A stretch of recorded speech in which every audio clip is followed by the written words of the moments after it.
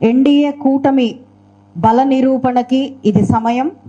మన బలం ఏంటి అన్నది చూపించుకోవడానికి ఇది ఒక సమయం. కాబట్టి ప్రతి ఒక్కరూ దీంట్లో నిమగ్నమయ్యి, ఇప్పుడు పశ్చిమ నియోజకవర్గం నుంచి 33 బూతులు, 66 మంది ఇన్ఛార్జీల్ని నియమించడం జరిగింది.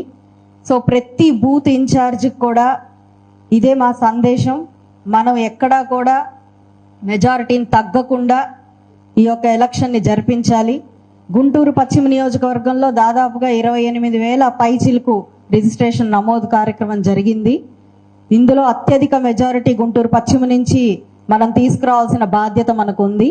అందరం కలిసికట్టుగా పనిచేస్తే రిజల్ట్ ఎలా ఉంటుంది అన్నది మొన్న జరిగిన అసెంబ్లీ ఎలక్షన్స్లో మనందరం నిరూపించి చూపించాం.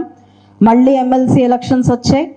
ఈ గడిచిన 6 నెలల్లో ఇది మంచి ప్రభుత్వం అనిపించుకుని కూటమి ప్రభుత్వం ముందుకు వెళ్తున్న శుభతరుణంలో ఎట్టి పరిస్థితుల్లో కూడా మనకి ఎమ్మెల్సీ ఎలక్షన్స్లో మన బలం ఎలాంటిది అని చూపించుకొని తీరాల్సిందే.